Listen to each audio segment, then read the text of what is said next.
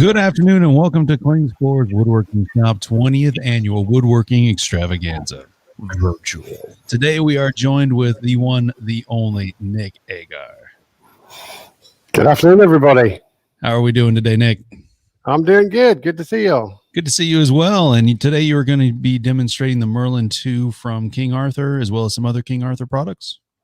I am, absolutely. Wonderful little tool it is.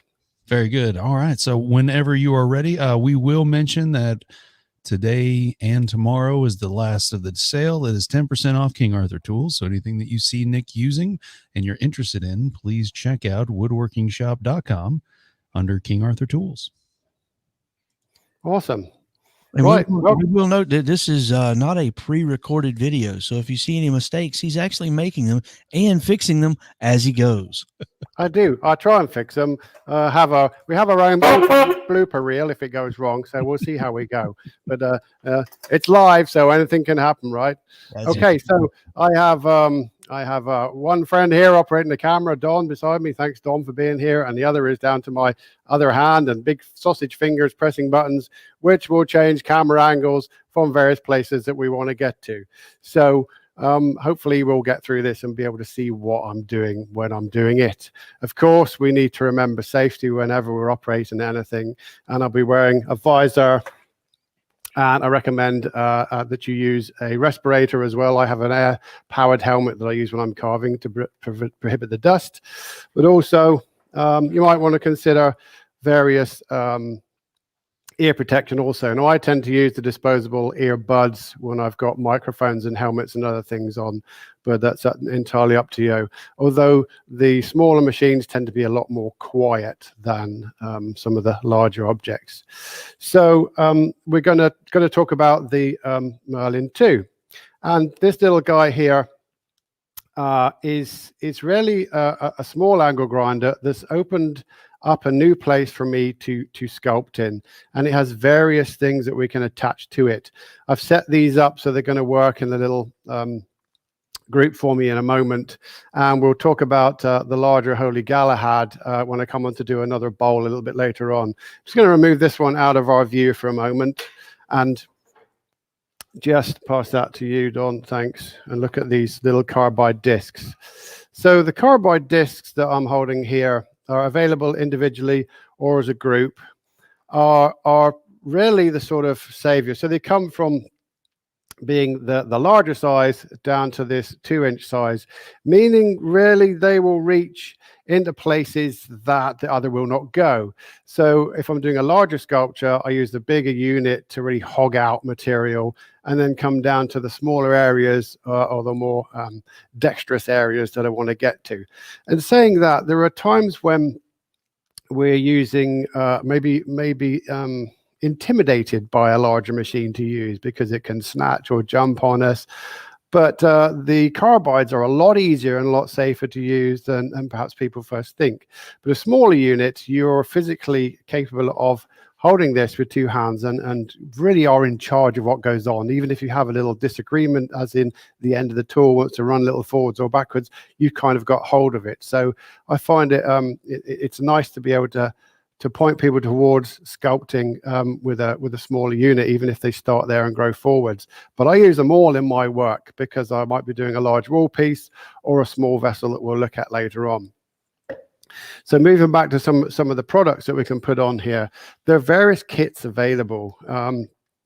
I joined hands with King Arthur's tools because I found that the 2-inch, as I said, fitted into many areas. And there's a whole bunch of different items available in this kit, not only the carbide discs, but all the range of abrasives and backing pads that you see here.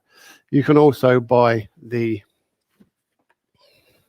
this, of course, is the Nick Agar Signature Series kit, but the units are available on their own with less a variety of attachments. And there's many different kits you can buy with all these lovely pieces to go with them. I'm going to show you how they work for me today as much as is possible. So I'm going to clear the decks here, and we're going to start off just by carving some lines in the surface of this piece of material. This is basswood, and it's one of the more softer woods, but it is something that's recognized as a carving material. We may find when I put the visor down that you have to adjust your sound on your equipment you're listening to at home, because of course inside the visor it may get a little louder, so just be prepared with your volume settings. You might find the accent changes a little bit so you can understand me now and all, but we'll see. They did say they would come by with a translator if you couldn't hear, but hopefully all is audible. Okay, let's start off on this bit of wood here. We're going to go to mixture between the two cameras. So we're going to go between this camera here and this camera here. First of all, I'm just going to cut down with some lines and then back across towards me.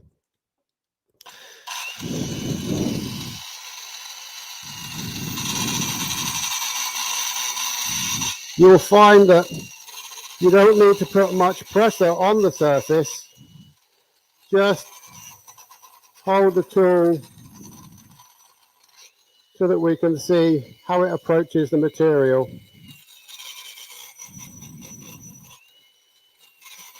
So you can go away from you or towards you. You'll find that you gather information really by doing what I'm doing. So I'm letting this cut itself in. If we have a little close-up on that one, Don, what we've got here is an all-sided disc. So we haven't just got carbide teeth on the front, it's on the edge and all the way around the back. Now, those of you who carve basswood will know that this is quite a soft material. Now, if I was using something more aggressive, it's going to lift the fibers of the wood out and probably break them more. All we get using the carbide is this little sort of fluffy surface that comes out the top. So it tends to be very agreeable into the direction that you're putting it. This is the green disc, and this is the finer of the discs I use. And I find that this is great for cutting these small disciplined lines. I might shoot for perhaps a more aggressive one if I'm going to hog out some wood. We'll have a look at that when we get near to doing the bowl in a moment. Having cut with this carbide disc, I'm then going to move to a quick connect system, and this piece fits directly onto the unit, and this quick connect abrasives allow me to do just that, set up an abrasive rather quickly. And I'm now going to go into these lines and clean up that detail, but I'm going to shape the texture by just pointing them at an angle about 45 degrees. So you'll be able to see the result when I've done some of them. I've set the speed pretty fast, if not full speed, on this variable speed unit I'm using. But being able to slow that down, depending on what you're sanding, can be extremely useful. So let me continue shaping. Just going to go at an angle from each side. And immediately you can see we're getting a very different look to what were some very simple textures a moment ago. And it really does sort of, just moving the camera so I can zoom in a little bit, really does sort of change the aspect of what we view as a texture as far as carving. We come back from different angles and go in multi directions. Let's come back from this side now.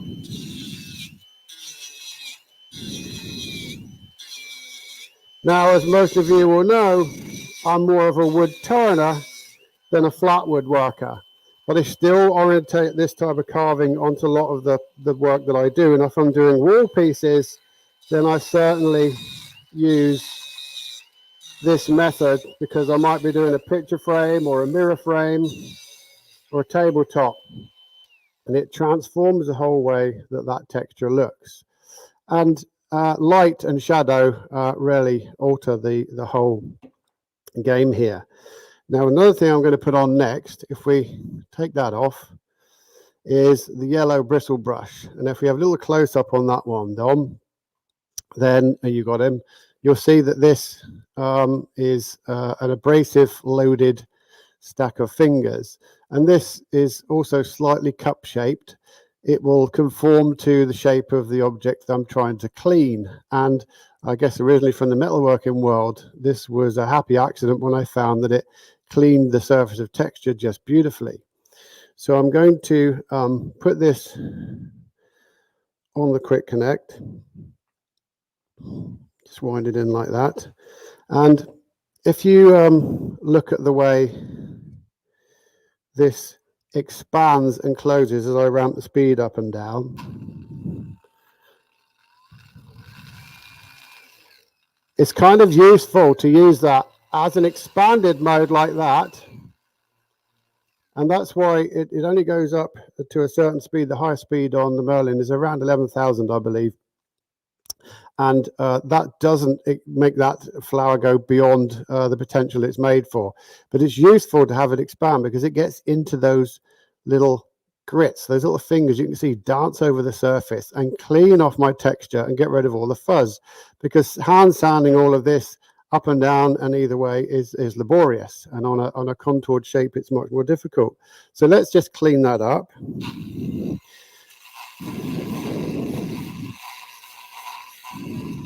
Just working along the angle that I've thrown those carved textures into.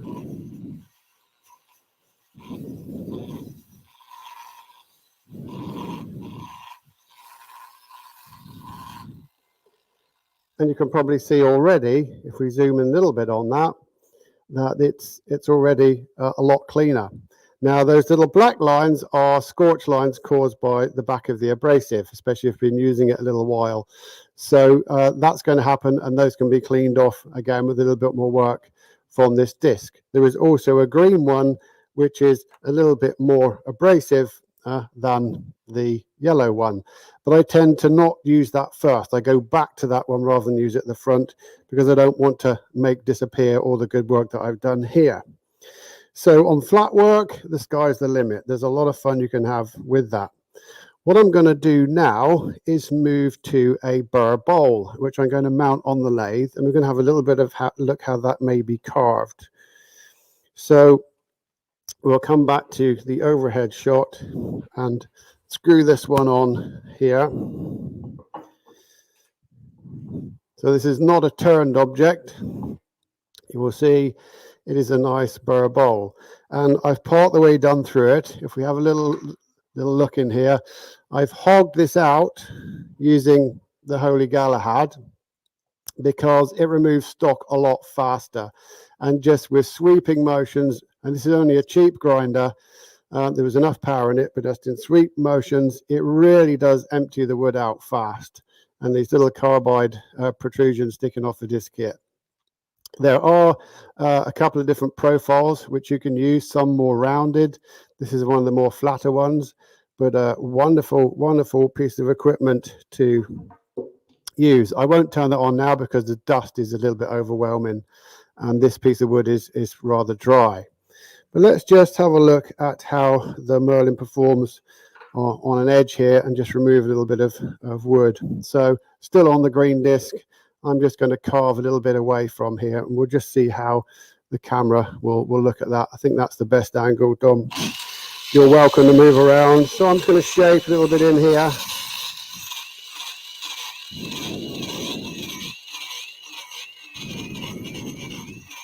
So if I want to blend in a corner,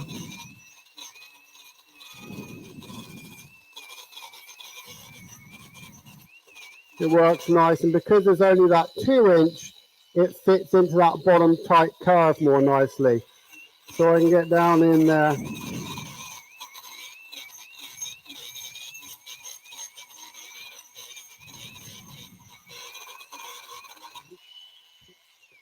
Real nice. Of course, the guard here is adjustable. Just take a small wrench and you can rotate the guard so that if you're finding the guard is bottoming out in your project, then rotate the guard back a little ways, and then you can get access to the point you're using at it just nicely. Only a small Allen wrench to adjust that. Pretty easy. Let's be a little bit more greedy here. So I'm going to cut a few slots and then work back through them.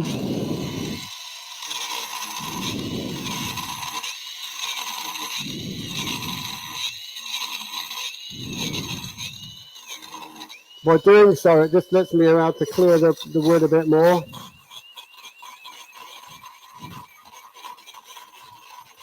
So I can really get that out of the way.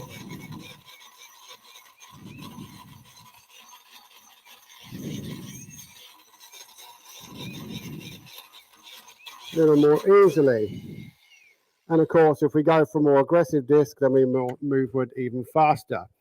And remember, this was the green one. This is the finest disc, and the purple being the stronger one.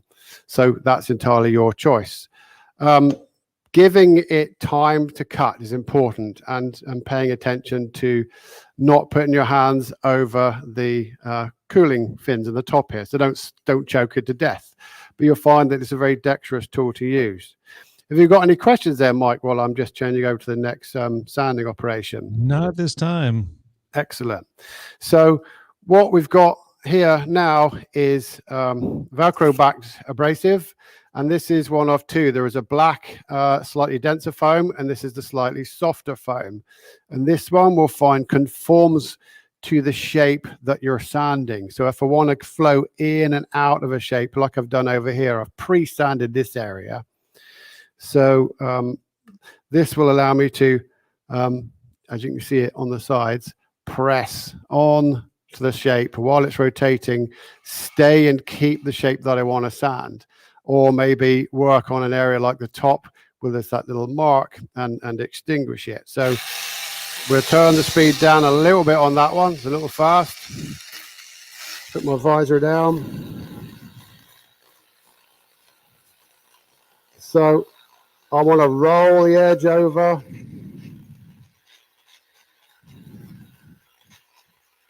And then start to bring the whole shape in. Now, this type of work is pretty rewarding, I have to say. And there's not a here's one I made earlier, because everyone I've made has sold. It's just everyone's unique. Somebody knows they're going to get a one of a kind. So this is literally just a burl cap that wasn't any good for ready for turning. It had a few bark inclusions, but it does make a super container, and it can be multi-surfaced. I'm not such a fan of it being completely round in the bottom. I like to have a few ways and dwells inside it. And once again, that's where the 2-inch comes into its own, because I can clean an individual area. I'm not sure if you can see, but let's just work a little bit into this bottom part at the moment, take a bit more out, speed up a little bit.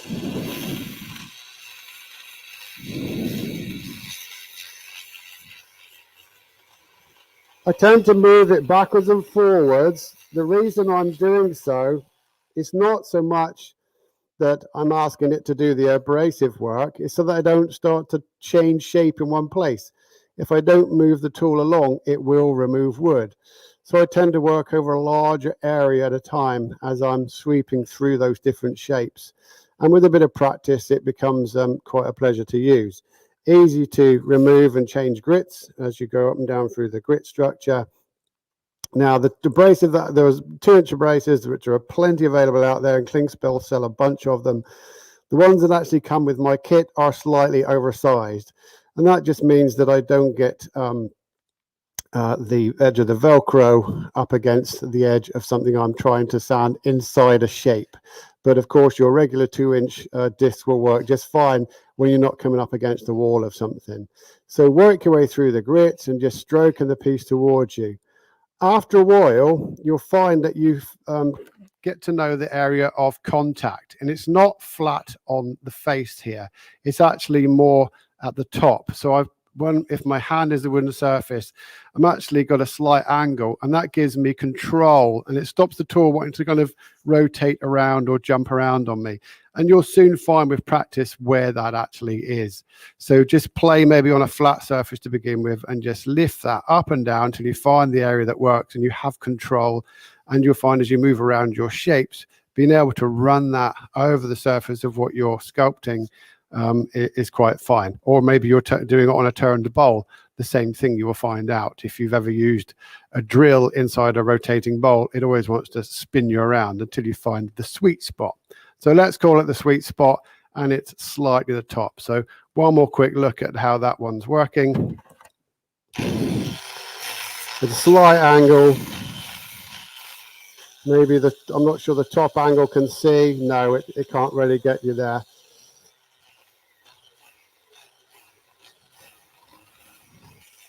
So it's only going to take me half an hour to completely sand this whole bowl. And then oil it, and I'm done and good. So even if you're not massively into sculpting, it's a really useful thing to use. There's one more point I want to make about the bristle brush here, because if you've got bark edges like I have on this piece, not sure Don can even get around the corner on that one from where he's standing. Don't move the camera, Don. But if you have natural edges and you don't want to catch your abrasive, it really does clean things up rather beautifully. And here is an off the chainsaw cut surface. So if I didn't want to have it all beautiful and smooth, but I want to clean the edge, then rather than tear up my abrasive on the edge, I will use the bristle brush. Only this time probably go for green as it's a little stronger, and just clean up that area. Let me just get that one on there. Let me put my visor back down. So around that edge, you can hear it working. I don't really have to be too concerned about it pulling out or throwing me off. It just behaves. And you can zoom right in on this one, Dawn, if you like. See if we can get closer. Perfect. So it just cleans up that surface, takes away all those little scratches that were left by the chainsaw, but we keep that lovely natural texture. And as we just did on the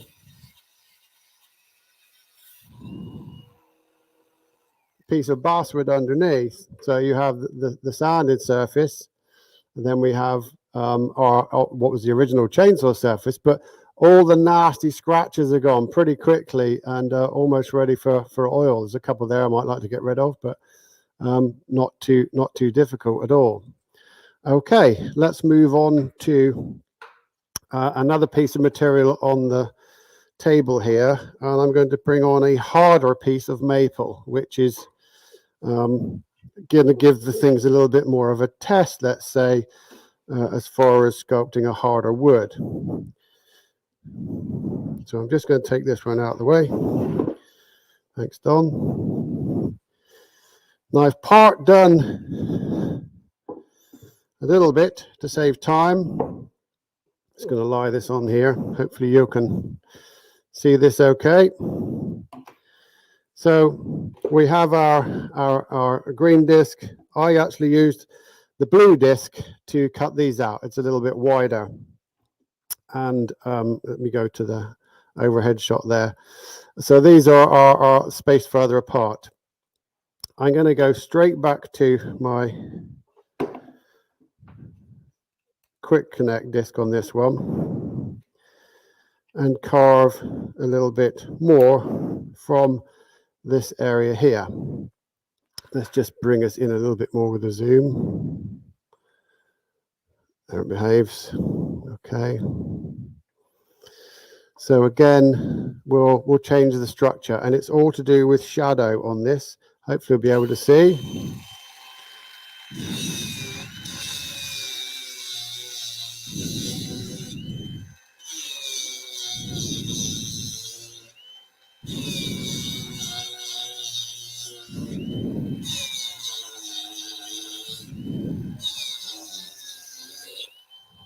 This okay? So Don thinks he's got a nicer shot. Okay, he's got another angle there, so you can see the shape of the texture going. Let's come along in the other direction.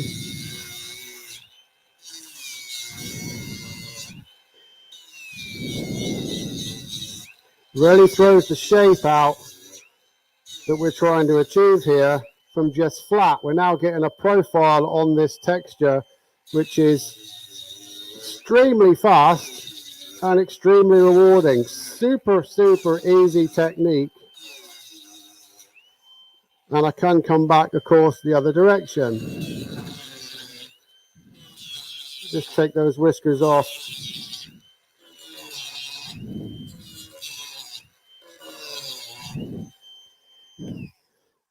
And then we go back to our bristle brush and clean up as before. Let's put the green one on.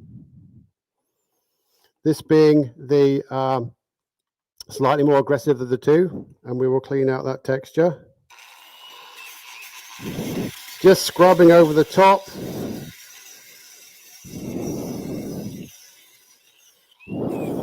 And I've done this demonstration at many shows,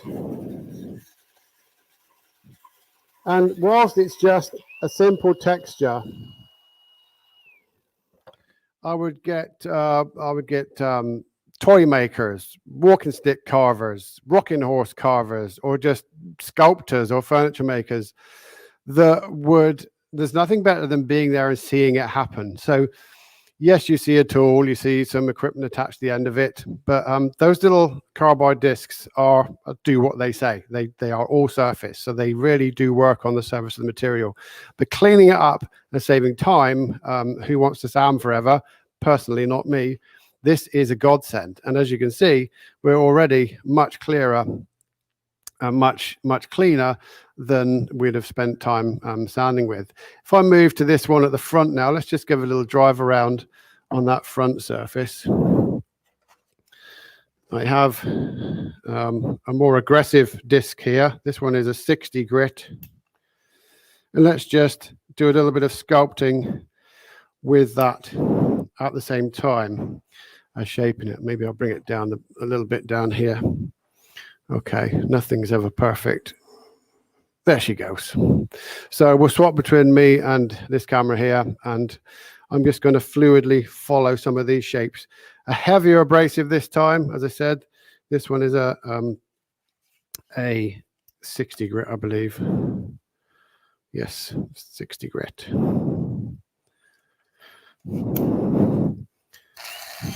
So let's just shape some of these curves. Again, the same as I was describing with the abrasive, putting it in the correct place so you have control is important. So you can follow a shape.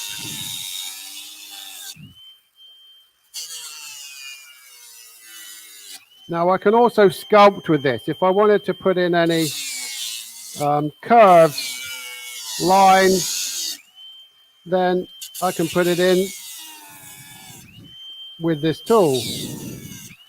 So if I'm doing these little leaves, then I can start to carve in this texture pattern here. Now I'm moving the camera backwards and forwards because I have to put my head in front of it. As you can see, my visor will get in the way. So we have to stay on this camera. But it really is a bit like being able to carve, almost like you're carving with a pen. It's just so much fun. Here we go again over the top.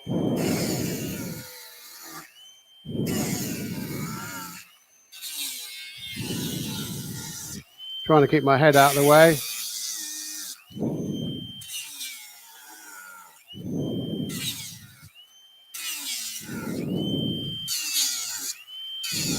Not easy to do when you're standing back out of the way of the camera.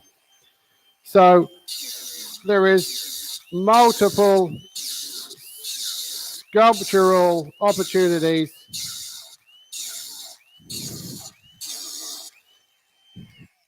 even just on a flat piece of wood. Once again, we'd go back and clean off our surface texture with the yellow bristle brush. Of course, nothing is going to eliminate a little bit of hand sanding. You're going to have to go back and finish a little bit of it, but this is so fast are getting 90% of the job done. I mean, you're watching me do this in real time. There's not much more you can ask for than, you know,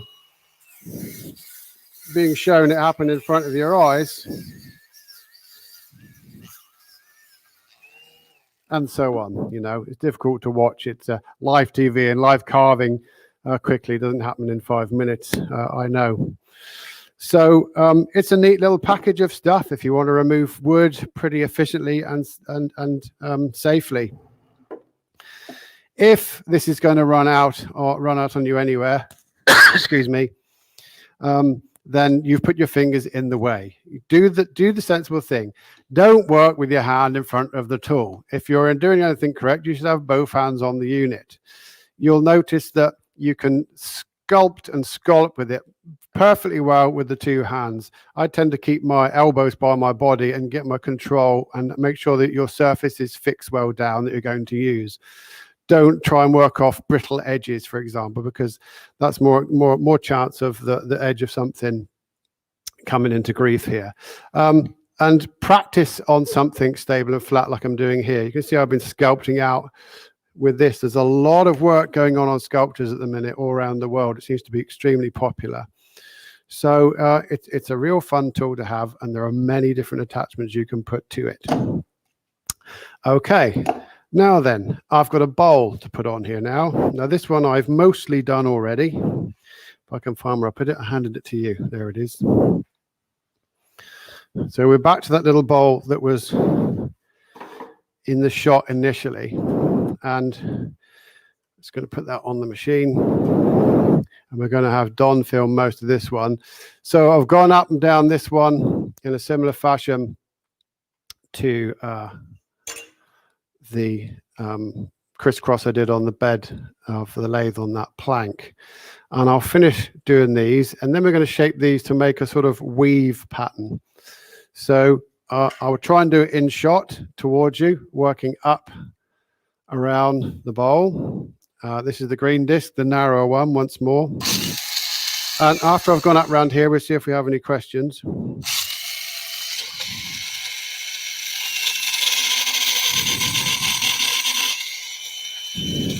Taking it reasonably gently.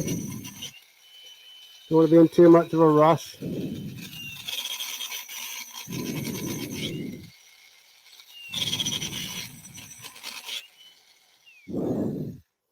And then I'm going to make the other side look like this lovely weave pattern. So I basically have the straight lines, and I will bring back my 80 grit disc.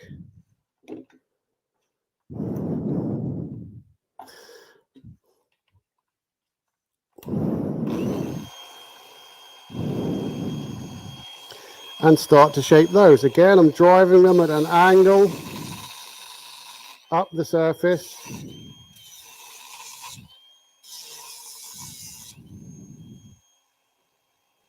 So it depends how flat or pointy you want something. So I'll lead these over harder, then I'll have more of a pointed structure, as you can see here, more upright, less pointed. This is a piece of box elder, so it's a really nice wood to carve with a rotary tool. Now let's have a few go back towards you in the other direction.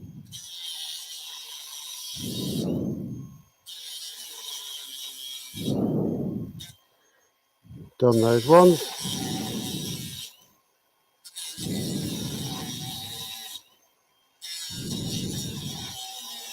So now I'm doing this one-handed. Of course, you can stop the machine and lock it in place if you wish to lock the machine in place and do it both-handed. But I found I'm just used to doing that after so many years of using them, and I'm happy with the point of contact. The worst thing that can happen here is I just go too far off the top of the bottom of the bowl. But you can see the degree of accuracy I'm getting, not going beyond the edge. I'm picking up where I want to pick up. I'm not going further than I want to go over. So again, it's a very quick way of sculpting a surface. And let's just have a little more of a close-up on this texture, Don. So let's zoom in on some of those. That's better. Okay. So we can see they're getting a very simple structure. And now if we go zoom back out again, I'm going to clean those off with the bristle brush again.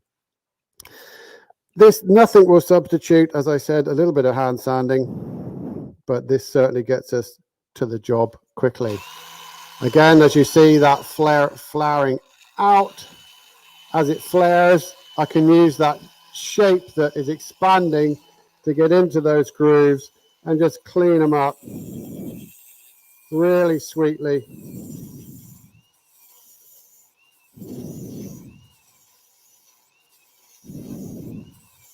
And pull it back the other way.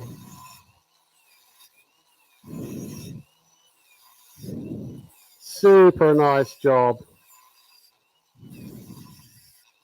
It really is such a pleasure to use when you know, if you've had the sand in between all these spaces before, it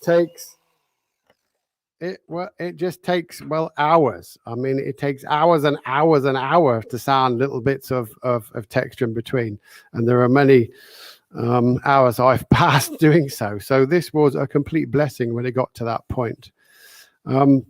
Really, the sky's the limit. It's your imagination, you know, with what we can show you in a short period of time. Carving something with live TV, yes, we could watch somebody carve a whole bear with a chainsaw, but it isn't going to happen in 5 minutes.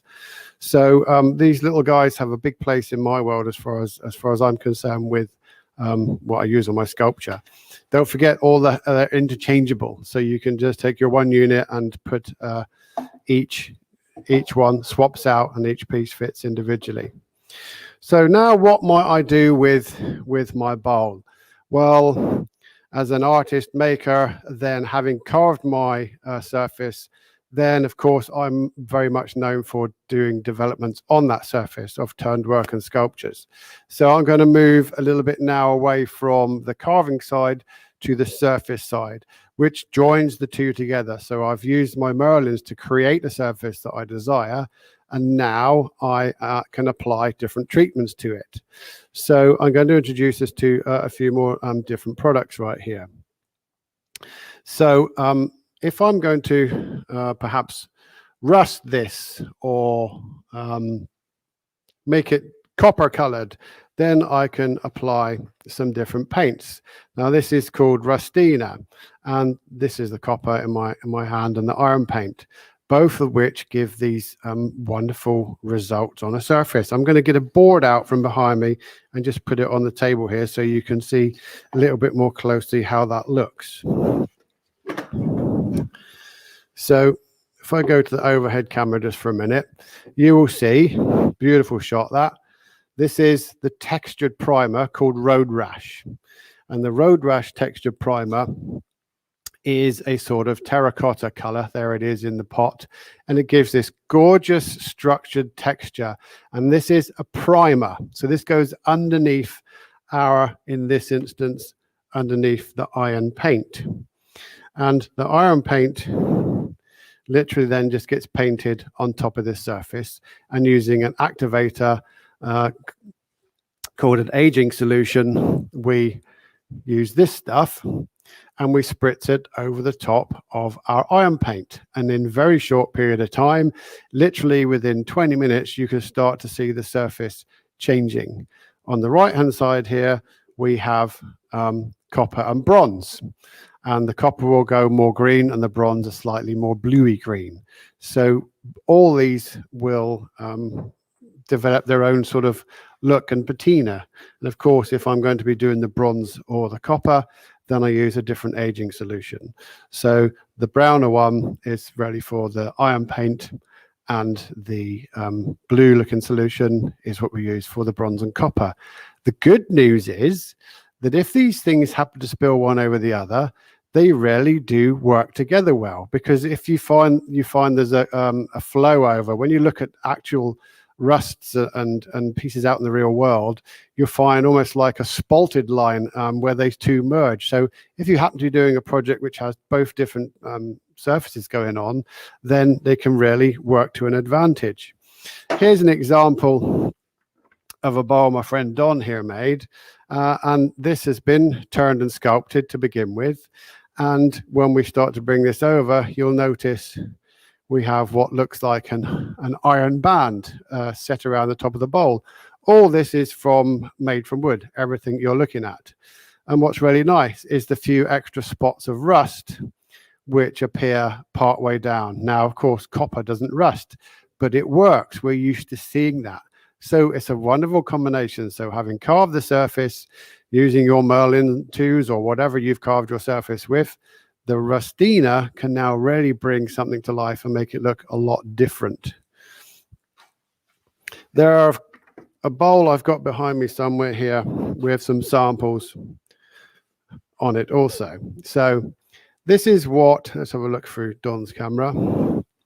This is what the surface of the bowl looks like with different primers and activated surfaces on.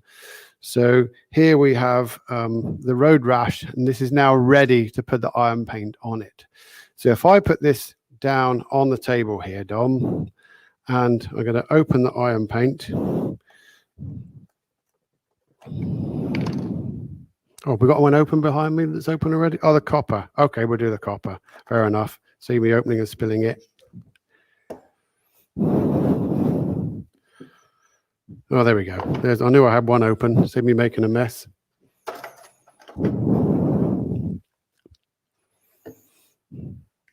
All right. So we're going to take our copper, give it a little good stir, and put it over that surface. So the road rash is just to give a structure to any surface. Now, the rust is my favorite for using this on because rust tends to have more of a texture. You can take your Scotch-Brite pad or a bit of abrasive and soften those little crumbs down if you wish to after application.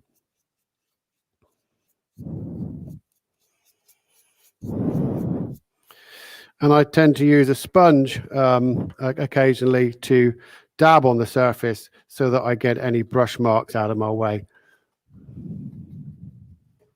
You would put one somewhere. Thanks, bud. That eliminates any brush marks from the surface. Then we take our blue patina and we simply load our spritzer, which is one of these guys, into the surface and prime away. Now, you don't want to have this too near any metal objects because it will actively do something to your metal surfaces. So make sure you've been good and clean and tidy when you come to doing that. That will start activating pretty much within the next few minutes, depending on the heat in your environment. The speed at which that happens can change, but it's a real fun thing to watch happen. Okay, let me get this bowl off, and we're going to put another bowl on here and move that to one side. So, Mike, got any questions on the Merlins there yet? Well, so far what we have is Crisscross Craft said that he needs the bristle brush for sanding his 3D CNC work. And then Stuart had just joined a few minutes ago. Great stuff. He's sharing with the carving part. And Stuart, this will be posted on our YouTube page as well as our Facebook pages after the fact, so you can rewind and go check it out. Good stuff. Okay, so we're now going to put another piece on. And as we're looking at bronzing at this moment in time, I'm going to show you a bowl that I've pre-turned the bottom of. I'm going to show you a method of bronzing. Now here I'm just going to use some of Chromacraft's wood dye. This is straight out the bottle, not diluted. It's going to be in an airbrush, and I'm going to spray a black dye over this surface. The wood has not been sealed previously. It's ready to roll. I have denibbed it so there's no texture on the surface of the material here, and it's been pre-decorated to begin with. So why aren't I got power here? Somebody's lost my power. I don't know why. There we go. Bring that one forwards.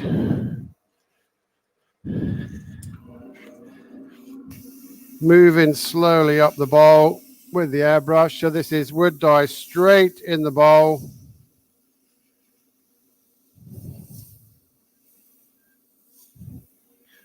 Making sure I've got good coverage.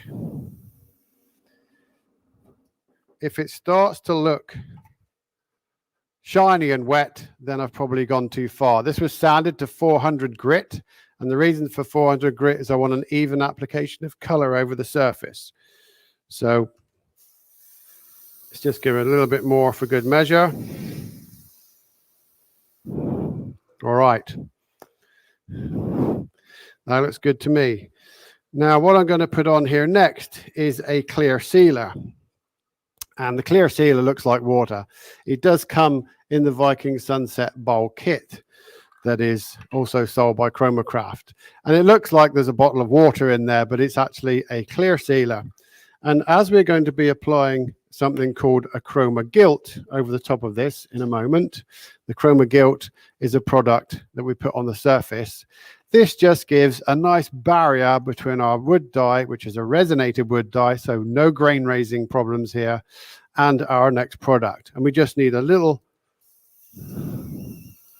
really, gas over the top. I'm not trying to put gallons of that on.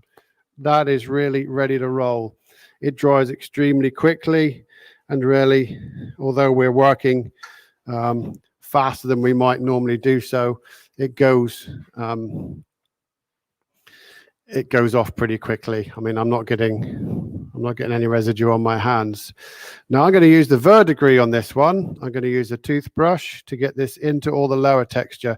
The verdigris one, as you can see by that little bit that dropped off, is the more fluid of the gilts, intentionally so, because I want to get it normally. It will work fine as a green top coat, but really its design is to get into the base structure.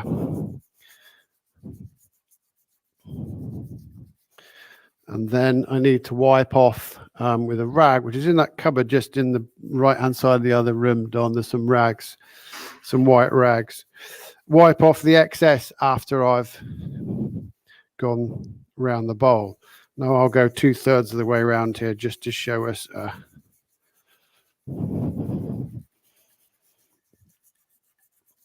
enough. So once I've gone this far around, there should be some there, buddy, that are open in the cupboard. Otherwise, you'll have to use your t-shirt. What bristle strength is that?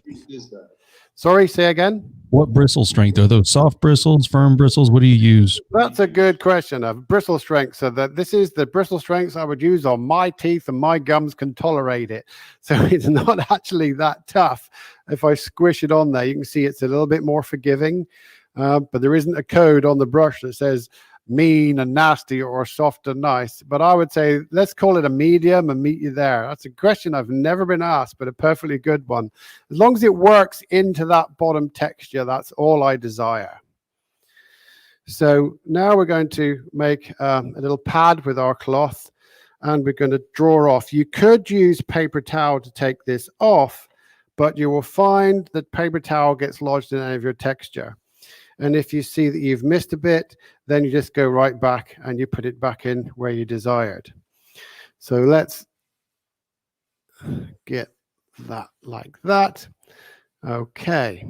So, and of course, preparation of your work. If you have got any nasty scratches and things coming out to begin with, they're going to show up on you.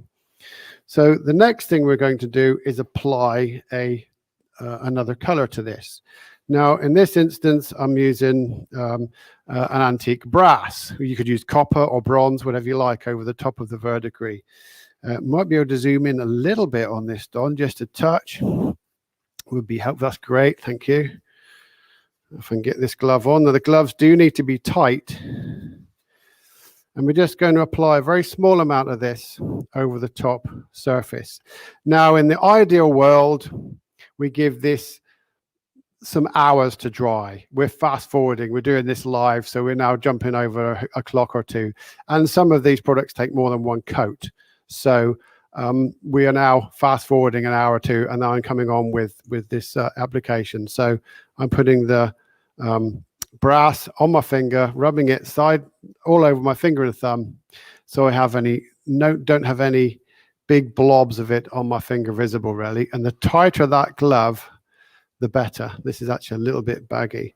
Then we're just going to gently go over the surface and apply that, and then the magic starts to happen. As you can see, we see through from the brass to that beautiful verdigris underneath. Okay, we can zoom out, so we've got the whole bowl going on now. Don, thank you, that's perfect.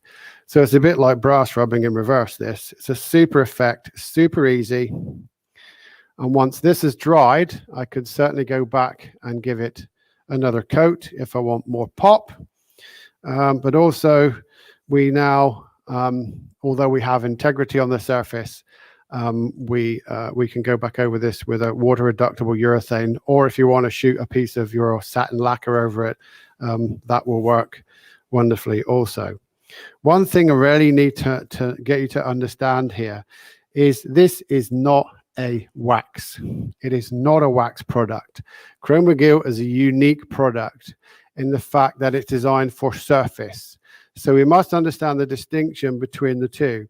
So there are waxes out there and metallic colored waxes, which I've used for years on things. But if we have wax on the surface, in my opinion, it doesn't have the integrity that this does. Wax will wear off.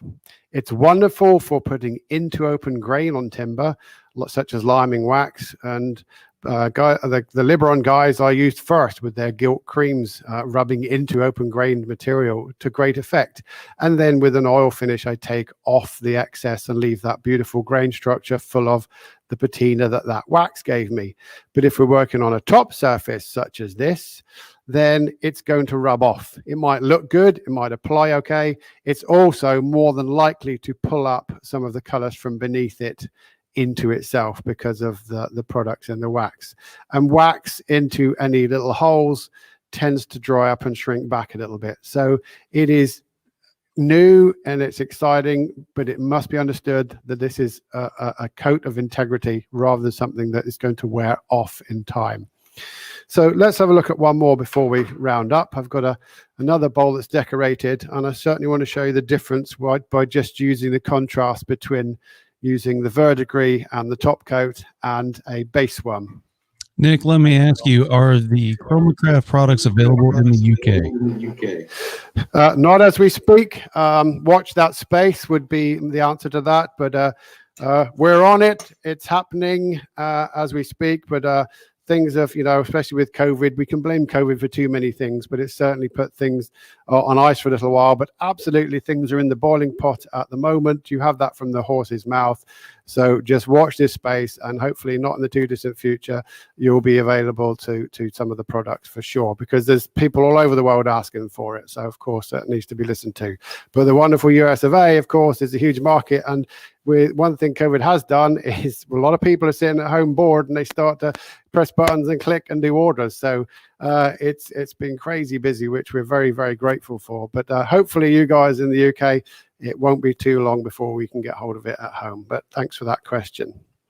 Right, I'm now going to go back to color this with my black.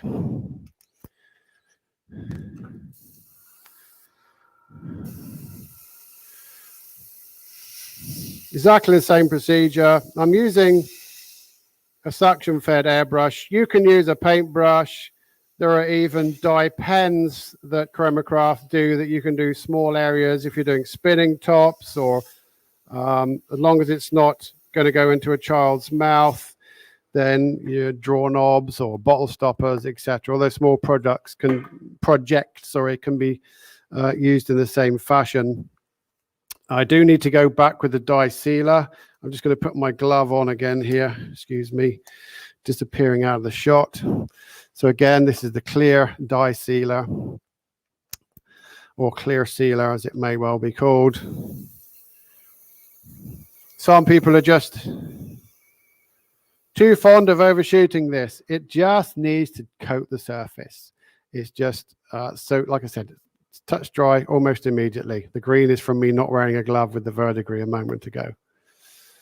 So the Viking Sunset Bowl, which is probably the most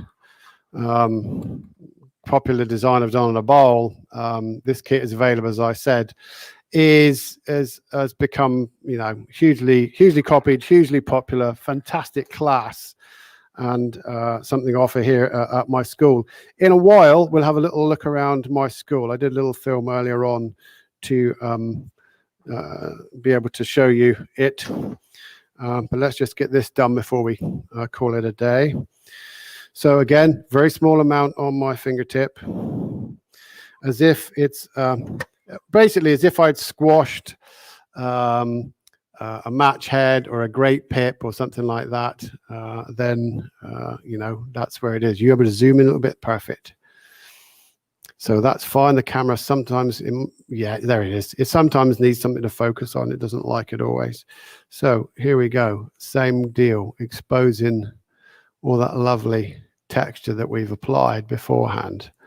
And it, like I said, it's the Midas touch, really. What would have been a nice thing to call it, wouldn't it? Nick's Midas touch. Maybe I should talk about that. I think Mr. Midas would probably have something. I bet there's a billion things with Midas on them because of that legendary story.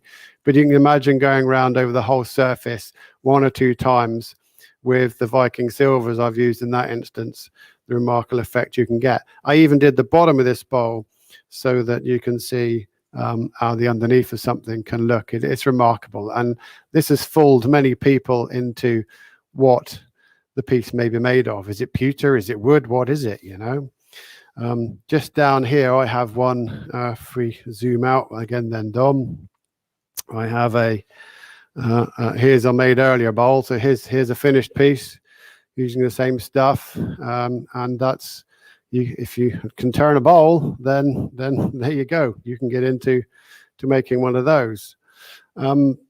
Everything takes practice. Don't get caught in, where's my Klingspor hat? There it is. Don't get caught in the world of round, because everything I've showed you today, from the carving side of things to putting something on the surface, is achievable just with your imagination. So whether you make candlesticks or tabletops or you're a wood turner, then all that really is a leisure for you to do. Now, I have to be muted when we show you the next bit, but this morning, although for whatever reason, all I did was breathe a little like Darth Vader, I had a quick walk around. I did kind of 2/3 of the place. I didn't show you all this side of the studio because I had more to tidy up, if I was honest.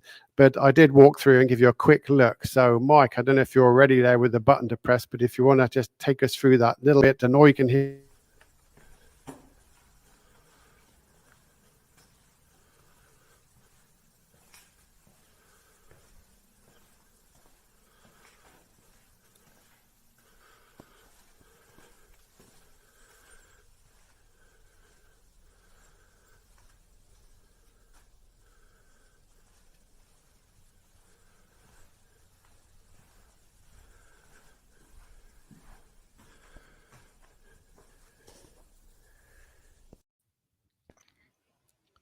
Great, thanks. I hope that was entertaining. Sorry about the no music or anything. Must pay attention to that. Me and technology have never been wonderful friends. But here at the Agar Studios, here in Brooklet, Georgia, with Savannah Airport only 45 or 50 minutes away, we're in a good place. And Statesboro is our nearest city, where there's plenty of hotels. There's everything I want here, from food and travel, which is why I located myself here. And of course, my friends King Arthur's Tools there in Tallahassee and Chromacraft are all within half a day's distance of me. So that's extremely useful. I run a lot of classes here. The first studio you saw was the wood turning studio. We often migrate and combine both, where I go from the turning shop into the second studio, where we do airbrushing, micro power carving, and pyrography. And even ladies at weekends come in and do pendants and things like that, which is it's a great fun place to be. Now with COVID, of course, things have been a little bit different, But having done some classes elsewhere in the country this year, notably Mark Adams, and seeing how with good care and attention and safety measures and wearing our masks and keeping clean and sanitizing correctly, with common sense, we can still have a working environment. So I'm certainly considering opening up again soon. I've had several people coming in already. Families have come in that all live with each other, and people who know each other or live in the same environment have come in, and we've done some classes behind as far as open doors are looking on my website. But watch that space. Let's get back to it. And the nice thing about being in here, as long as we pay attention to those safety guidelines and look after ourselves, each person has their own booth in each station, and we can still enjoy our crafts and still move forward in these terrible times we're suffering in. So I look forward to seeing some of you again soon. And really, Mike, we're right on our money for our hour slot now. I hope that's been okay time-wise. Thank you, Klingspor, so much always for your support. Thank you to King Arthur's Tools, of course, for working with me, and indeed Chromacraft, because without these guys, I probably wouldn't be here right now. And I'm super happy to be here. Believe me, whatever's going on in the world, let's just enjoy our craft. So thanks so much, everybody. Yeah, I know personally, I haven't had a chance to test any of the gilting yet, but I know I've got a couple projects coming up where I do. But I have played around with the web effects, and I am a huge fan of that. That is just phenomenal. Oh, good stuff. Yeah. I didn't have quite space to make a mess with that stuff. Great fun, isn't it? And the web effects, I don't know if you've taken it further, as if you're Nick Agar, you'll probably overdo it when you're finding out how it works. And I certainly on some project overdid it. So I overwebbed. And before I got frustrated, I soon realized I had a textured surface created by that paint. Mm-hmm. And once dry, I was able to actually think, what else have I got around me toys-wise? And I took some of the chroma gilt and I scooted over the top of the surface of the web effects paint. And then another idea, it kind of looked like it was a cast piece of metal material. So like everything, it's an adventure, isn't it? But I'm glad you're a fan. It's good, fun stuff. Just make sure the cam points that way and not this way. Yeah, we're just showing a picture real quick of what Chris did with the web effects on his drawer system for a CNC. Neat. I like that. Yeah, it's the side panel of the CNC itself. So originally I was just going to paint it, and then I thought, well, you know what? Let's try something new. And yeah, I like it. It's fun. So to learn to highlight borders and things. So when we come in when you've got your sharp lines coming off of there, we can certainly frame things and using airbrushes and other components really make those things pop out. But I mean, lovely to see that. I've not seen somebody do that bravely on a chest of drawers. Oh, thanks, Don. Here's a crazy mirror I did with some of it. Look, so cool. And this was out of nothing, just to the edge. In fact, if you go on nickagarstudios.com and scroll down, find the YouTube links, you can shoot straight across and you'll be able to see some of the web effects being used on a YouTube video there on tables and a whole bunch of other different things. Very cool. Yeah, it brought me back to when I was a kid and played with silly string, that's for sure. But since I had to pay for it, I was like, okay, I'm going to be much more frugal with this. I think I used 2/3 of a can just practicing with it before I used my other can to actually do my project. Yeah, I mean, and I recommend you get maybe get a couple of extra tips when you get that. Cleaning the tip off is something you need to be careful with. Big fingers squodging in their pins, stay away from it. Just a Q-tip, just ease off some of that to clean that with. What would you clean that with, Don? If you were going to clean the tip of a web effect, what would you dip your tip in? Acetone or what? Yeah, so a Q-tip with a bit of acetone on there will help clean that near tip off. Make sure you prime it to somewhere vacant first. So I take a trash can and I prime it into the trash first. So I've got it flowing beautifully, and then I test on a piece of paper before I did on my project. So a little bit of that's involved. I had great fun in lovely Australia at an event called Turnfest, where I was demonstrating the web effects, and I actually turned around and I switched it out for squirty party string, and I aimed one at the audience and one at the cameraman. Everybody just about died diving for cover, and then they realized it wasn't actually paint. So yeah, you can have even more fun than you might imagine. And I lived to tell the tale. Yeah, you didn't get murdered that one. Well, I might have had a few. What the? were you doing that for? But, you know, that's kind of how it went. Very nice. Well, Nick, thank you so much for joining us. Thanks to King Arthur Tools for sponsoring you to come in today. And I learned quite a few things, especially with having a tight glove using the gill. It makes all the difference, I noticed. Yeah, there's a lot, you know, this is the trouble. You can hang anything on a peg in a store, but what does it do, you know? And I've been super busy traveling around the world for 12 years, and they're probably guilty for not putting enough how-tos out there.